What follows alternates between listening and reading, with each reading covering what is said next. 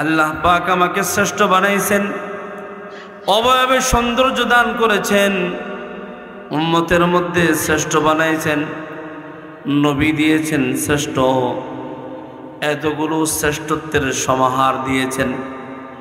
আয়াতের মধ্যে আল্লাহ বলেন ওয়ালাকাদ কাররামনা বনি আদম, আমাকে আল্লাহ পাক সম্মানিত করে বানাইছেন, সৌন্দর্যের মাপকাঠিতে সর্বশ্রেষ্ঠ সৌন্দর্য দান করছেন। পৃথিবীর যত সৌন্দর্য আছে, সেন্ট মার্টিন বলেন, কক্সবাজার বলেন, সমুদ্র সৈকত বলেন, জাফলং বলেন, আর চা বাগান বলেন, দেশের পাশেই যদি কাশ্মীর বলেন, ইউরোপ আমেরিকার সৌন্দর্য বলেন, কোনো সৌন্দর্যের সার্টিফিকেট আল্লাহ দেন নাই। আল্লাহ পাক আমার আপনার সৌন্দর্যের ব্যাপারে বলেন লাকাদ খালাকনাল ইনসানা ফি আহসানি তাকওয়িম। আল্লাহু আকবার বলেন। আল্লাহ বলেন অবয়বের দিক থেকে তোমাকে আমি শ্রেষ্ঠত্ব দান করেছি। বান্দা, তোমার প্রতি আমার মায়া মমতা, তোমার প্রতি আমার স্নেহ দয়া অনুগ্রহ অনুকম্পা কত। তোমাকে আখেরি পয়গম্বর বানাইছি, আখেরি পয়গম্বরের উম্মত বানাইছি। সর্বশেষ দুনিয়ায় এসে সর্ব উৎকৃষ্টের লকব পেয়ে গেছো। তোমার জন্য আমার একটা ফর্মুলা, দুনিয়াতে এমনি এমনি পাঠাই নাই, তোমাকে আমি শ্রেষ্ঠত্বের মাপকাঠি দিয়েছি। তুমি যেন এই শ্রেষ্ঠত্ব নিয়ে কবর পর্যন্ত পৌঁছতে পারো, তাই আমি তোমার জন্য নবী পাঠাইছি। নবী তোমার জন্য যে ধর্ম আনছে এই ধর্ম কারো বানানো না, এটা আমার মনোনীত ধর্ম, আমার পছন্দনীয় ধর্ম। আল্লাহ বলেন ইন্নাদ-দীনা ইনদাল্লাহিল ইসলাম। আল্লাহু আকবার। আল্লাহ বলেন আল্লাহ পাকের কাছে একমাত্র গ্রহণযোগ্য ধর্মের নাম হলো ইসলাম।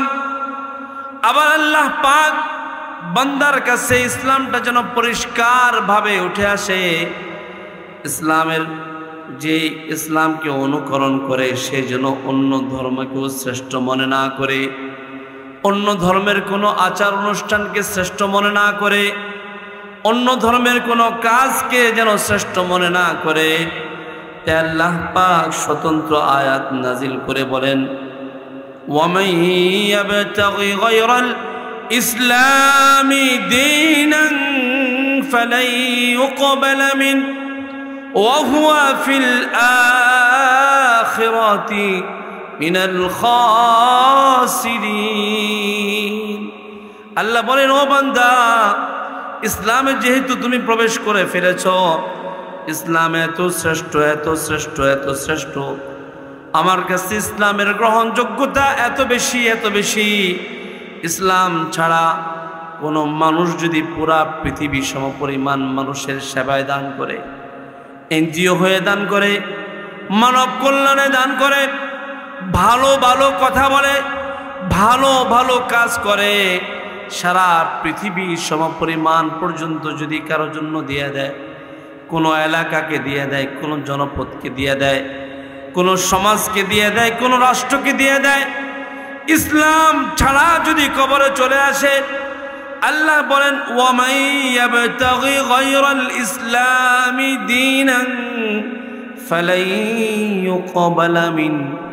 আল্লাহ পাকের কাছে এই ধর্ম গ্রহণযোগ্য না, ঠিক কিনা বলেন? তাই মুসলমানের ভিন্ন ধর্মের কোনো আচার অনুষ্ঠানে যাওয়া, ভিন্ন ধর্মের কোনো আচার অনুষ্ঠানকে নিজের ধর্মের সাথে মিলানো, সেখানে গিয়ে শুভেচ্ছা বিনিময় করা, সেখানে গিয়ে তার ধর্মের আচার অনুষ্ঠানকে শ্রেষ্ঠ বলা, আসতে পেরে আলহামদুলিল্লাহ বলা, তাদের সাথে সহমর্মিতা পোষণ করা, কুফরের নামান্তর, শিরকের নামান্তর। কথা বলুন ঠিক না বেটি? ভোটের জন্য গিয়া কোনো ধর্মের আচার অনুষ্ঠানে গিয়ে নমনম করা কোনো মুসলমানের কাজ হতে পারে না। ইব্রাহিম খলিলুল্লাহ আলাইহিস সালাতু ওয়াস সালাম মূর্তি পূজকের ছেলে, আজারের ছেলে, মূর্তি পূজায় যান নাই, মূর্তি ভেঙেছেন। সুতরাং কোন মুসলমানের সন্তান হিন্দু ভোটারদের, হ্যাঁ একথা আমরা বারবার বলছি, তাদের অধিকার আছে রাষ্ট্রে বসবাস করার, তাদের নাগরিক অধিকার আছে, তাদের মানুষ হিসাবে অধিকার আছে, ধর্ম পালনের স্বাধীনতা আছে। কিন্তু মুসলমান তাদের ধর্ম গিয়ে মুসলমানদের ধর্ম বিকিয়ে দেওয়ার কোনো স্বাধীনতা নাই। যে আগামী দিনও এরকম নির্বাচনকে সামনে রেখে অনেক বিষয় সামনে আসবে যে মুসলমান তাদের ঈমানকে বিক্রি করে দেবে, এটা যাতে না হয় এজন্য আপনাদেরকে সতর্ক করা। আল্লাহ পাক রব্বুল আলামিন তৃতীয় আলাদা আরেকটা আয়াত নাজিল করে বলেন, ইয়া আইয়ুহাল্লাযীনা আমানু দুখুলু ফিস সিলমি কাফা, ঈমানদার বান্দারা রে, ইসলামের মধ্যে পরিপূর্ণ প্রবেশ করো, পরিপূর্ণ দাখিল হও। সামান্য পরিমাণ দাখিল হওয়া না, পরিপূর্ণ। মসজিদে গিয়ে ইসলাম মানলাম, হজে গিয়ে ইসলাম মানলাম, রোজায় গিয়ে ইসলাম মানলাম, জাকাতের বিধানে গিয়ে ইসলাম মানলাম, জিহাদের বিধানও যে ইসলামে আছে এটা মানলাম না, নবী আখিরি পয়গম্বর এটা মানলাম না, নবী শেষ পয়গম্বর এটা মানলাম না, অথবা পর্দা বিধানকে মানলাম না, ইসলামের শিয়ারের ব্যাপারে যারা পরিমাণ যদি কোনো শোভা সংশয় সন্দেহ থাকে, তো এমন মুসলমানের ঈমান নেই। এমন মুসলমানও ঈমানের দাবি করতে পারবে না যদি নবীকে আখিরি পয়গম্বর না মানে, যদি ইসলামের কোনো শিয়ারের ব্যাপারে সন্দেহ করে। এজন্য মুসলমান, আল্লাহ পাক তার পয়গম্বর হযরত ইব্রাহিম আলাইহিস সালাতু ওয়াস সালামকে ডেকে বলছেন, ইয ক্বালা লাহু রাব্বুহু আসলিম, ইব্রাহিম ইসলাম গ্রহণ করুন। হযরত ইব্রাহিম আলাইহিস সালাতু ওয়াস সালাম বললেন, আসলামতু লিরাব্বিল আলামিন, বিশ্বজাহানের প্রতিপালকের হুকুমে ইসলাম গ্রহণ করেছি। সুবহানাল্লাহ বলেন। ইব্রাহিম আলাইহিস সালাতু ওয়াস সালাম ইসলাম গ্রহণ করেছে, নিজের সন্তানকে ইসলাম গ্রহণের ব্যাপারে আদেশ দিয়েছে। ও মুসলমান, নামাজের বিধান ইসলামে আছে, রোজার বিধান ইসলামে আছে, হজের বিধান ইসলামে আছে, যাকাতের বিধান ইসলামে আছে, পর্দার বিধান ইসলামে আছে, অর্থনৈতিক ব্যবস্থা ইসলামে আছে, সমাজ ব্যবস্থা ইসলামে আছে, হ্যাঁ জিহাদের ব্যবস্থা ইসলামে আছে, রাষ্ট্র পরিচালনার ব্যবস্থা ইসলামে নেই। কি বলেন আপনারা? রাষ্ট্র পরিচালনার ব্যাপারে ইসলামের যে ব্যাখ্যা, যে বিশ্লেষণ, যে সুন্দর উপস্থাপনা, কিয়ামত পর্যন্ত ইসলামের চাইতে সুন্দর রাষ্ট্র পরিচালনার নজির পৃথিবীতে আর দ্বিতীয় কেউ দেখাতে পারবে না। কথা বলুন ঠিক না বেঠিক? শুধু মসজিদে ইসলাম মানলাম আর সব ব্যাপারে ইসলাম থেকে বাহির হলাম, কবরে রবের কাছে কি হাসর হবে, আমার কি হাসর হবে। এই জন্য মুআজ্জাজ হাজিরিন, আমি এই কথা আপনাদেরকে বোঝাতে চাই, মুহাম্মদুর রাসূলুল্লাহ সাল্লাল্লাহু আলাইহি ওয়াসাল্লাম শুধু নামাজ শিখান নাই, শুধু রোজা শিখান নাই, শুধু হজ শিখান নাই, শুধু যাকাত আদায়ের পদ্ধতি শিখান নাই, শুধু জিহাদের ময়দানে গিয়ে যুদ্ধ পরিচালনা শিখান নাই, রাষ্ট্র পরিচালনাও শিখিয়েছেন। ঠিক কিনা বলেন? রাষ্ট্র পরিচালনাও শিখিয়েছেন। মুহাম্মদুর রাসূলুল্লাহ সাল্লাল্লাহু আলাইহি ওয়াসাল্লামের চাইতে উত্তম কোন রাষ্ট্রনায়ক পৃথিবীতে আর দ্বিতীয় কেউ আছে? কথা বলেন না? দ্বিতীয় কেউ আসবে সম্ভব কিয়ামত পর্যন্ত?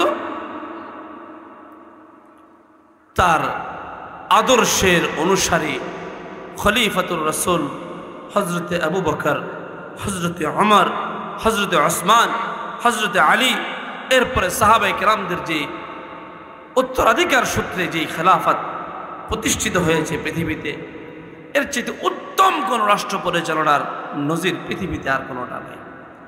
আপনাদের সামনে একটু একটু করে তুলে ধরি। ইসলাম প্রতিষ্ঠিত হয়েছে মদিনায় এসে।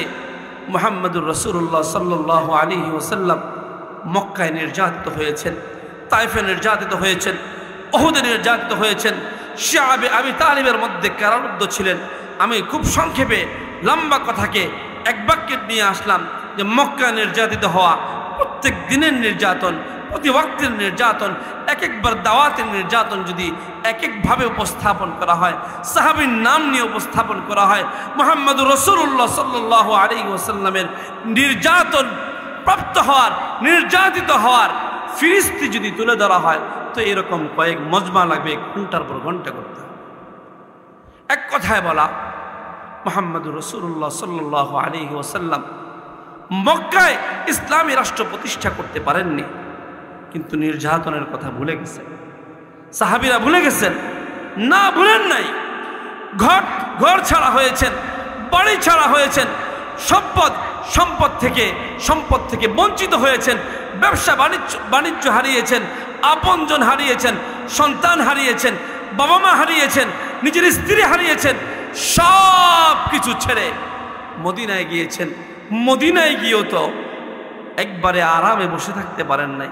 মদিনায় গিয়েও কাফেররা নির্যাতনের স্টিম রোলার চালানোর ব্যর্থ চেষ্টা করেছে। জিহাদ করতে হয়েছে, ওহুদে একবার, বদরে একবার, খন্দকে একবার, হুনাইনে একবার, প্রান্তরে গিয়ে যুদ্ধ জিহাদ করতে হয়েছে। তারপরে মুহাম্মদুর রাসূলুল্লাহ ইসলামিক স্টেট প্রতিষ্ঠা করেছেন। কি রকম? যে আমার ভাই দর্শনের সেঞ্চুরি করছে, আমি এমপি মহোদয়, আমি ফোন দিয়ে বললাম ওসি সাহেব এটা কিন্তু আমার ভাই। না, ইসলামী রাষ্ট্র এটা না। আমার দলের লোক 7 মার্ডারে, হত্যাকাণ্ডে জড়িত, আজ পর্যন্ত বিচার হয়েছে। আপনারা কথা বলেন না, এখনো কি ভয় পান? বিচার হয়নি। কারণ কি? ইসলামী জীবন ব্যবস্থা নাই। স্বাধীনতার 54 বছর পরেও এখনো ব্রিটিশদের আইন অনুসারে আমাদের বিচার কার্য প্রতিষ্ঠিত হয়, পরিচালনা হয়। যারা মামলা মোকদ্দমায় আছে, হুজুর বলে গেছে, উপস্থাপক বলেছেন কারা নির্যাতিত। সৌভাগ্যক্রমে বহুবার বেঁচে গেছি। আমাদের বহু সাথীরা 2010 সালে অ্যারেস্ট হয়েছেন। আমিন রহমতুল্লাহ আলাইহি কোরআনের ইজ্জত রক্ষার আন্দোলনে, মিছিলে, হরতালে শরীক হতে গিয়ে, সেই হরতালের শরীক হতে গিয়ে যারা অ্যারেস্ট হয়েছে, এই 24 আগস্টের আগ পর্যন্ত তাদের মামলার হাজিরা দিতে হয়েছে। কোথাও কারো চাকরি হয়ে গেছে রংপুর, কারো দিনাজপুর, কারো চট্টগ্রাম, ঢাকা থেকে বহু মাইলকে মাইল দূরে, গরিব ফ্যামিলির সন্তান, মসজিদ মাদ্রাসায় খেদমত করে সারা বাংলাদেশ ব্যাপী। এই কথাগুলো আমি বলি, হয়তো আমাকে কেউ খারাপ বলতে পারে। উল্লেখযোগ্য হারে এখনও সারা বাংলাদেশে যদি জরিপ চালানো হয়, শহর, উপশহর অথবা ব্যবসায়িক কেন্দ্র, থানা শহরগুলো ছাড়া এখনও বাংলাদেশের হাজার মাদ্রাসা, হাজার লাখ মসজিদের ইমাম, মুয়াজ্জিন, খতিব, মাদ্রাসার শিক্ষক, মুদাররিসদের যেই পরিমাণ বেতন, এই পরিমাণ বেতন দিয়ে সম্মানের সহিত বাঁচা সমাজ সম্ভব। আসতে বললেন কেন? ঠিক জোরে বলেন না, ঠিক না বেটা? এটা বাস্তবতা। আপনি করছেন না, আপনার সমাজ করতে পারছে না, সেটা ভিন্ন কথা, কিন্তু এটা বাস্তবতা। এই পর্যন্ত মামলার হাজিরা দিতে হয়েছে। কারণ কি? ইসলামিক রাষ্ট্র না, কোরআনের জন্য মাঠে নামছে, তো এই পরিমাণ নির্যাতন, জুলুমের শিকার হইতে হয়েছে। আমার সেটাও বলা মাকসাদ না, কারো পক্ষে বলাও মাকসাদ না, কারো পক্ষে ভোট আহ্বান করাও মাকসাদ না। আপনাদেরকে বোঝানো উদ্দেশ্য যে শুধু নামাজের নাম দিন না, শুধু রোজার নাম দিন না, শুধু হজের নাম দিন না, শুধু যাকাত আদায়ের নাম দিন না। ইসলামের প্রত্যেকটা আচার অনুষ্ঠানকে একজন মুসলমান, একজন যুবক যার উপরে নামাজ ফরজ হয়েছে, সে মৃত্যু পর্যন্ত ইসলামের প্রত্যেকটা শিআর বোঝা, অনুধাবন করা, আমার রাষ্ট্র ইসলামিক স্টেট হওয়ার চেষ্টা করা, ইসলাম কর্তৃক পরিচালিত হওয়া, কোরআন কর্তৃক পরিচালিত হওয়ার স্বপ্ন দেখা, এটা প্রত্যেক মুসলমানের জন্য দায়িত্ব এবং কর্তব্য। বুঝেন নাই কথা? বুঝায় বলি।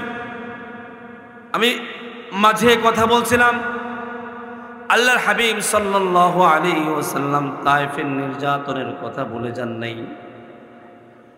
আল্লাহর হাবিব সাল্লাল্লাহু আলাইহি ওয়াসাল্লাম মক্কার কাফেরদের নির্যাতনের কথা ভুলে যান নাই।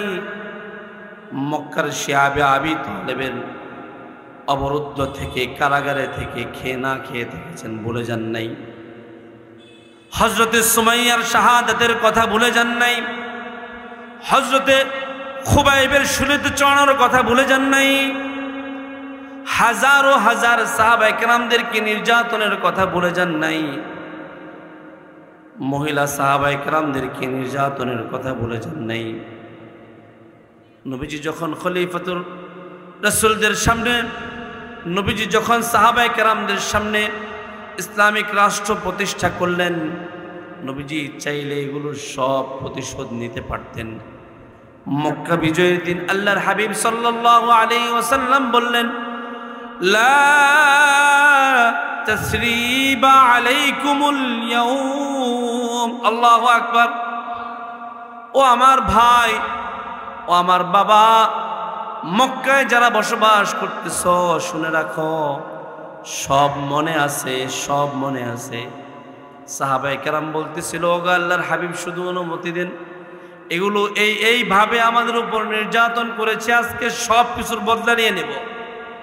নবীজি বললেন, 15 জন জাগি আসামি ছাড়া, 15 জন জঘন্য অপরাধী ছাড়া, যুদ্ধ অপরাধী ছাড়া, যারা মারাত্মক অপরাধ করেছে, এরকম 15 জনের যেই লিস্টটি আল্লাহর হাবিবের কাছে আল্লাহ পাকের মেসেজ এসেছে হযরতে জিবরিলের মাধ্যমে, যে এদেরকে ক্ষমা দেওয়া যাবে না। এই 15 জন ছাড়া বাকি সবাইকে ক্ষমা।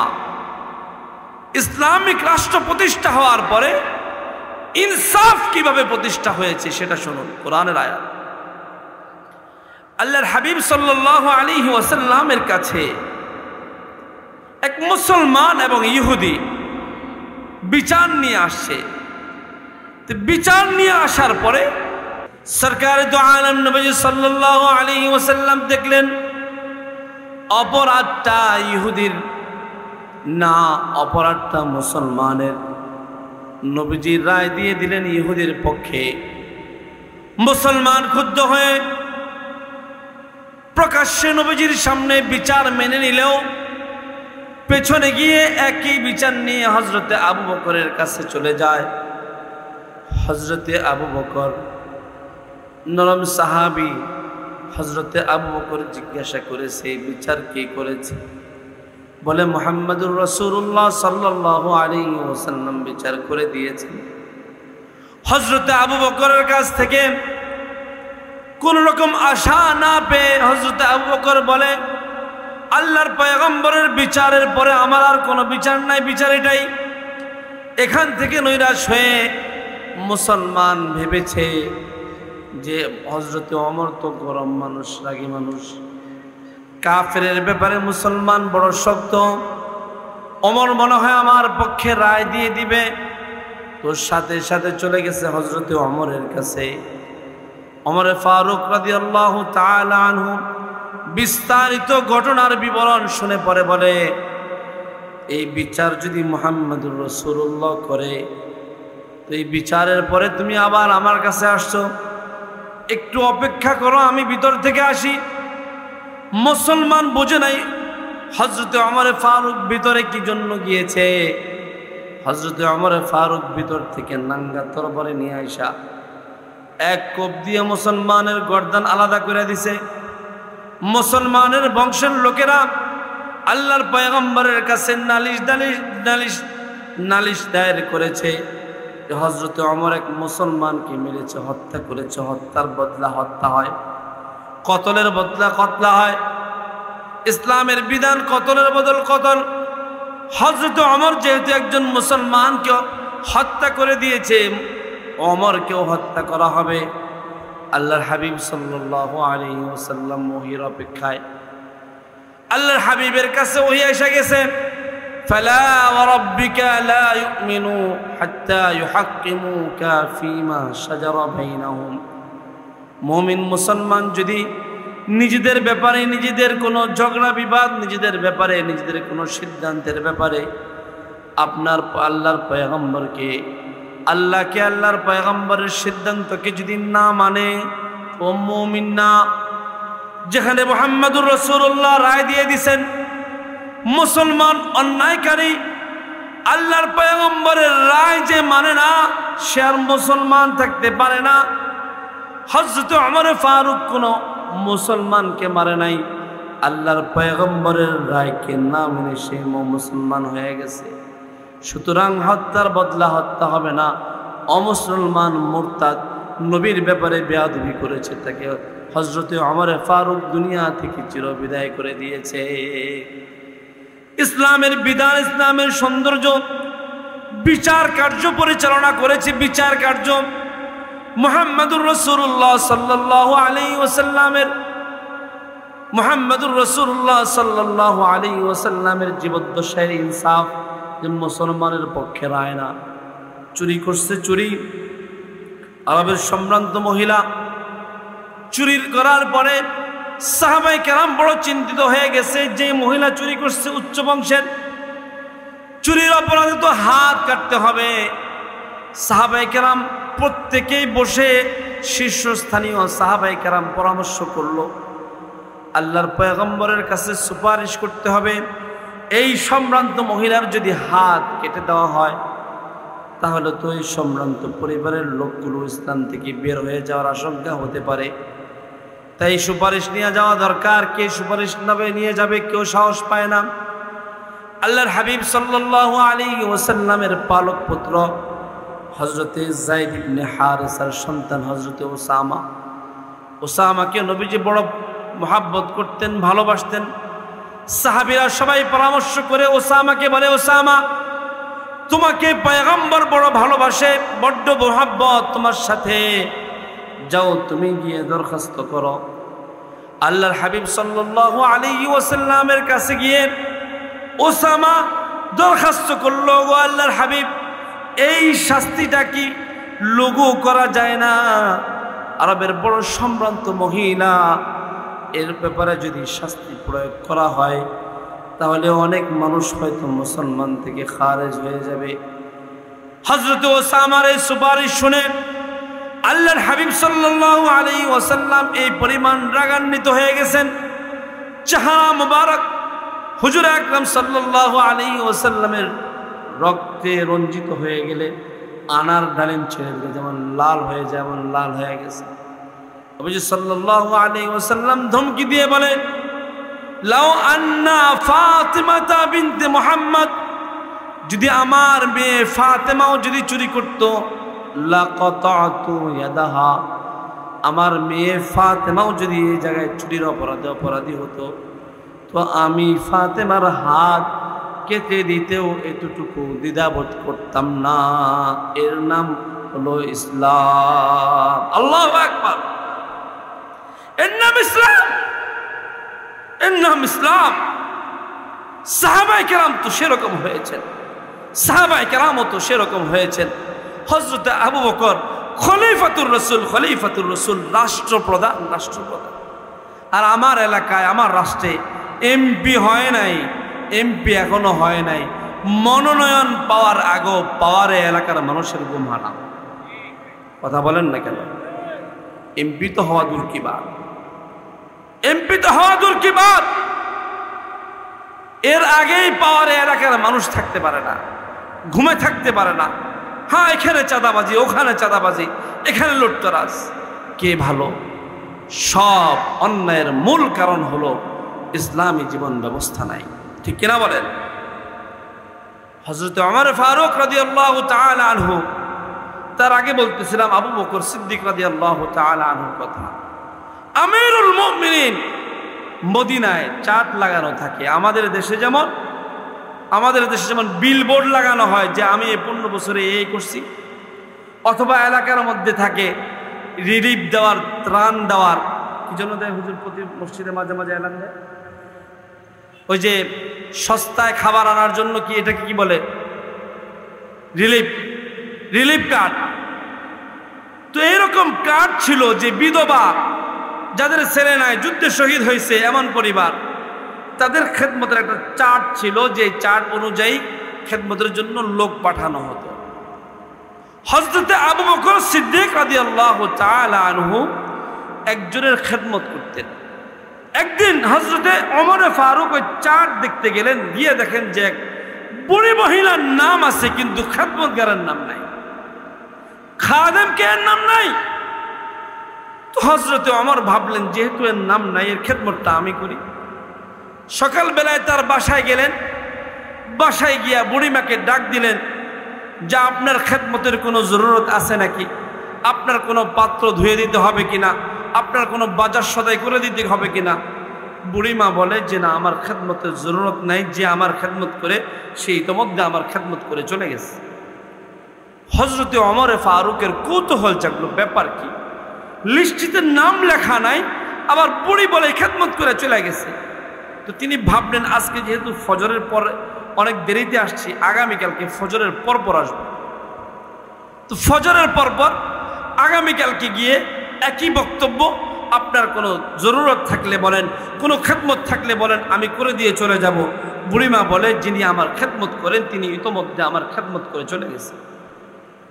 হযরত ওমর ফারুকের কৌতূহল আরো জাগলো, কি ব্যাপার, আজকে ফজরের পরে এসে পাইলাম না, তাই ফজরের আগে চলে যাব। ফজরের আগে গিয়ে তৃতীয় দিন হাজির, গিয়ে বলে বুড়িমা আপনার কোনো জরুরত থাকলে, খেদমতের জরুরত থাকলে আমাকে বলুন, আমি খেদমত করে চলে যাব। বুড়িমা বলে যে আমার খেদমত যে করে সে ইতোমধ্যে খেদমত করে চলে গেছে। হযরতে ওমর ফারুক হয়রান হয়ে গেছে, তাহলে তো এই খেদমতগার কে, খেদমত পরে করবো, আগে খেদমত করে না কেডা, এটা খুঁজে বের করা দরকার। তাহাজ্জুদের ওয়াক্তে চলে গেছে হযরতে ওমর ফারুক, গিয়া বলে বুড়িমা খেদমত করার জন্য আমি ওমর ফারুক হাজির, আপনার কোনো খেদমতের জরুরত থাকলে আমাকে বলেন, আমি খেদমত করব। বুড়িমা বলে, আজও বলে যে আমার খেদমত করে ইতোমধ্যে সে আমার খেদমত করে চলে গেছে। হযরতে ওমর ফারুক হয়রান পেরেশান হয়ে যায়, তাহাজ্জুদের ওয়াক্তে আইসাও পাই না, তাহলে খেদমতটা করে কেডায় এটা বের করতে হইব। পরের দিন হযরতে ওমর ফারুক রাদিয়াল্লাহু তাআলা আনহু চুপি সারে আশারের পরেই বুড়ির বাড়ির রাস্তার মধ্যে গোয়েন্দা হয়ে বসে আছে, খেদমত করব পরে, আগে খেদমত করে না কেডায় এরে বের করি। দেখে রাত যখন গভীর হয়ে গেছে, তাহাজ্জুদের ওয়াক্ত আসার আর বহু আগে, চাদর মুড়ি দিয়া নগ্ন পায়ে, খালি পায়ে চুপি চুপি বুড়ির বাড়ির দিকে যায়। বুড়ির বাড়ির দিকে যায় না, বুড়ির বাড়ির দিকে খেদমত করে চলে আসে। হযরতে ওমর ফারুক বলে, কে আপনি, আপনার পরিচয় জানতে চাই। চেহারা ঢাকা, চেহারা ঢাকা। হযরতে ওমর ফারুক বলে চেহারা খোলেন। আস্তে আস্তে চেহারা খোলে। চেহারা খোলার পরে হযরতে ওমর ফারুক হয়রান হয়ে যায়, তাকায়া দেখে আর কেউ না, আর কেউ না, খলিফাতুর রাসূল আমিরুল মুমিনিন হযরতে আবু বকর হলেন বুড়ির বাড়ির খাদেম। আল্লাহু আকবার। হযরতে ওমর ফারুক বলে, আমিরুল মুমিনিন ইসলামী রাষ্ট্রের প্রধান, সারাদিন কত কাজ করেন, রাষ্ট্রের প্রধানের দায়িত্ব থেকে আপনার চেয়ার সামলাতে হয়, কত কিছু দেখভাল করতে হয়, নাম লেখা নাই, তাই ভাবলাম খাদেমটা আমি খেদমতটা করি, কিন্তু প্রতিদিন এসে আমার ফিরা যেতে হয়, তাই খেদমত না করে আজকে খাদেমকে এটা খুঁজে বের করতে চাইলাম। কিন্তু আপনার কাছে আমার প্রশ্ন, আপনি খেদমত করবেন ভালো কথা, লুকায় লুকায় কেন, আবার খালি পায় কেন? হযরতে আবু বকর বলে, আমি খাদেম ঠিক আছে, আমি আমিরুল মুমিনিন ঠিক আছে, আমার রাষ্ট্রপ্রধান অবস্থায় ইসলামী রাষ্ট্রের একটা বিধবা মহিলা খেদমত বঞ্চিত থাকবে, এ যদি আল্লাহর আদালতে কিবরিয়াতে সে যদি নালিশ করে, আমি আবু বকরের কি জবাব থাকবে? তাই চুপি চুপি বুড়ির খেদমত করার জন্য নিজেকে আমি নিয়োগ করেছি। সুবহানাল্লাহ। এই ছিল আবু বকরের ঘটনা। সেম একই রকম ঘটনা খলিফাতুর রাসূল আমিরুল মুমিনিন হযরতে ওমরের। যখন ইসলামী রাষ্ট্রের প্রধান হলেন, ইসলামী রাষ্ট্রের প্রধান হলেন। এই বক্তব্যগুলো বলার আমার কারণ আছে। আমি শেষ অংশে শুরুর যে কথাগুলো বলতেছিলাম, একই কথাকে আবার আনবো এই জন্যে যে ইসলাম যে সুন্দর ব্যবস্থা প্রতিষ্ঠা করেছে, কিয়ামত পর্যন্ত উন্নয়নের মহাসড়ক সিঙ্গাপুর, মালয়েশিয়া, আমেরিকা, ইউরোপ হয়ে যাবে ঠিক, কিন্তু ইসলামী রাষ্ট্রের প্রধানরা যে পরিমাণ নিরাপত্তার সহিত, ইজ্জতের সহিত, অন্য বাসস্থানদের যে নিরাপত্তা দিয়েছে, কিয়ামত পর্যন্ত এরকম নিরাপত্তার ব্যবস্থা আর কোনো রাষ্ট্রপ্রধান, আর কোনো রাষ্ট্র পরিচালক দিতে পারবে না, ঠিক কিনা বলেন? হযরত ওমর ফারুক রাদিয়াল্লাহু তাআলা আনহু ইসলামী রাষ্ট্রের প্রধান। উত্তপ্ত গরম, আরবের গরম, যারা আরবে সফর করেছেন তীব্র গরমে বুঝতে পারবেন। হযরত আমিরুল মুমিনিন খালি পায়চারি করতেছে, রাস্তা পায়চারি করতেছে, হয়রান পেরেশান। আমিরুল মুমিনিন খালি পায়চারি করে। 19 সালের সফরে জুতা হারায় ফেলছে। হারামের মধ্যে জুতা নাই, তো খালি পায়ে আসতেছি, পায়ের মধ্যে হোটেল পর্যন্ত আসতে ফসকা পড়ে গেছে। আমিরুল মুমিনিন ইসলামিক রাষ্ট্রের প্রধান হয়ে উত্তপ্ত গরমের মধ্যে, তীব্র গরমের মধ্যে খালি পায়ে, নগ্ন মাথায়, খালি মাথায় হয়রান হয়ে ঘুরতেছে। হযরত ওসমান দেখে বলে, কি ব্যাপার, আপনি ঘুরেন কেন? কয় যে বাইতুল মালের ওটটা খুঁজে পেতেছে না। হযরত ওসমান বলে, বাইতুল মালের ওট খুঁজে পান না? তো অর্থমন্ত্রী যে আছে, অর্থনৈতিক বিষয় যিনি দেখেন, ওই সাহাবীরে পাঠায় দিলেই তো হয়। বলে, দায়িত্ব পালন করতেছে আমি রাষ্ট্রপ্রধান। আল্লাহ যদি জিজ্ঞাসা করে, কিরে তোমার রাষ্ট্র পরিচালনার সময় বাইতুল মালের ওট হারায় গেছে, জবাব কি থাকবে? তো এখন কেন বিকেলে আসতেন, রোদের তীব্রতা কমলে আসতেন, বালু অথবা মরুভূমি যদি এটা কিছুটা নরম হয়ে যেত, আরামদায়ক হতো, তখন আসতেন। এখন আসলেন কেন? তো আরাম আমি ভোগ করব, আর তপ্ত গরম ভোগ করবে আমার ভাই। তো হযরত আমিরুল মুমিনিন বলেন, নারু জাহান্নাম আশাদ্দু হাররা, কুল নারু জাহান্নাম আশাদ্দু হাররা। জাহান্নামের আগুনের তীব্রতা কত ভয়াবহ, কত ভয়াবহ, কত ভয়াবহ।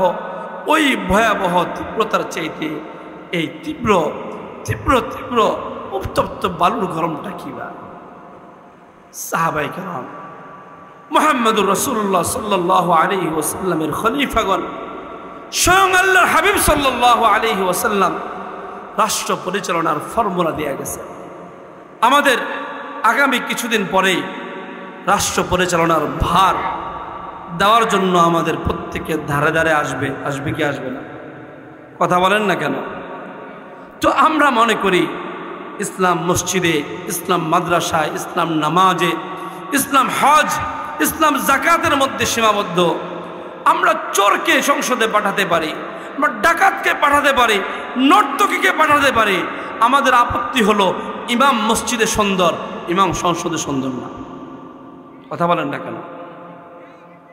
যে মাননীয় স্পিকার বলতে পারে না, তাকে সংসদে পাঠানো যায়। আল্লামা মামুনুল হকের মতো যোগ্য মানুষকে সংসদে দেখতে চায়, ঠিক কিনা বলেন? যুগের শ্রেষ্ঠ ওলামায়ে কেরাম যারা আছেন, যে দল করেন, আমি কারো পক্ষে বলছি না।